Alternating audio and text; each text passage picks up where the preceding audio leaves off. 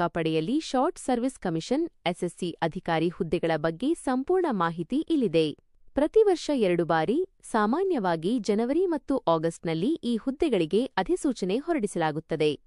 ಪ್ರಮುಖ ವಿವರಗಳು: ಭಾರತೀಯ ನೌಕಾಪಡೆಯು ಜೂನ್ 2026ರ ಬ್ಯಾಚ್ಗಾಗಿ ಸುಮಾರು 260 ರಿಂದ 270 ಎಸ್ಎಸ್ಸಿ ಅಧಿಕಾರಿ ಹುದ್ದೆಗಳ ನೇಮಕಾತಿ ಪ್ರಕ್ರಿಯೆಯನ್ನು ನಡೆಸುತ್ತಿದೆ.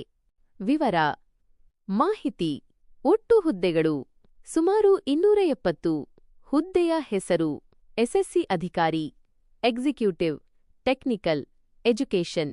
ಉದ್ಯೋಗದ ಅವಧಿ: ಆರಂಭದಲ್ಲಿ 10 ವರ್ಷಗಳು, ಗರಿಷ್ಠ 14 ವರ್ಷಗಳವರೆಗೆ ವಿಸ್ತರಿಸಬಹುದು. ಸಂಬಳ: ಆರಂಭಿಕ ಅಂದಾಜು 56,100 ರೂಪಾಯಿ. ಮೂಲವೇತನ, ಸಂಕಲನ ಭತ್ಯೆಗಳು ಸೇರಿ ಒಟ್ಟು 1.10 ಲಕ್ಷ ರೂಪಾಯಿವರೆಗೆ. ಅರ್ಹತಾ ಮಾನದಂಡಗಳು: ಎಸ್ಎಸ್ಸಿ ಅಧಿಕಾರಿ ಆಗಲು ಈ ಕೆಳಗಿನ ಅರ್ಹತೆಗಳು ಅತ್ಯಗತ್ಯ. ವಿದ್ಯಾರ್ಹತೆ: ಮಾನ್ಯತೆ ಪಡೆದ ವಿಶ್ವವಿದ್ಯಾಲಯದಿಂದ ಕನಿಷ್ಠ 60% ಅಂಕಗಳೊಂದಿಗೆ ಬಿಇಬಿ ಟೆಕ್ ಯಾವುದೇ ವಿಭಾಗ ಮುಗಿಸಿರಬೇಕು. ಕೆಲವು ಹುದ್ದೆಗಳಿಗೆ ಎಂಬಿಎ, ಎಂಸಿಎ, ಎಂಎಸ್ಸಿ ಅಥವಾ ಪದವಿ, ಬಿಎಸ್ಸಿ ಬಿಕಾಂ ಕೂಡ ಪರಿಗಣಿಸಲಾಗುತ್ತದೆ. ವಯೋಮಿತಿ: ಸಾಮಾನ್ಯವಾಗಿ 19 ರಿಂದ 25 ವರ್ಷಗಳ ನಡುವೆ ಇರಬೇಕು. ಹುದ್ದೆಗೆ ಅನುಗುಣವಾಗಿ ಅಲ್ಪ ಬದಲಾವಣೆ ಇರುತ್ತದೆ. ಲಿಂಗ: ಅವಿವಾಹಿತ ಪುರುಷರು ಮತ್ತು ಮಹಿಳೆಯರು ಇಬ್ಬರೂ ಅರ್ಜಿ ಸಲ್ಲಿಸಬಹುದು.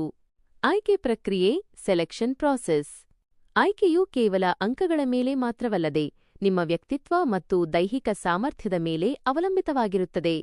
1. ಶಾರ್ಟ್ ಲಿಸ್ಟಿಂಗ್: ನೀವು ಪದವಿಯಲ್ಲಿ ಪಡೆದ ಅಂಕಗಳ ಆಧಾರದ ಮೇಲೆ ಅಭ್ಯರ್ಥಿಗಳನ್ನು ಆಯ್ಕೆ ಮಾಡಲಾಗುತ್ತದೆ. 2. ಎಸ್ಎಸ್ಬಿ ಸಂದರ್ಶನ: ಇದು 5 ದಿನಗಳ ಕಾಲ ನಡೆಯುವ ಕಠಿಣ ಸಂದರ್ಶನವಾಗಿದ್ದು ಮಾನಸಿಕ ಮತ್ತು ನಾಯಕತ್ವ ಗುಣಗಳನ್ನು ಪರೀಕ್ಷಿಸಲಾಗುತ್ತದೆ.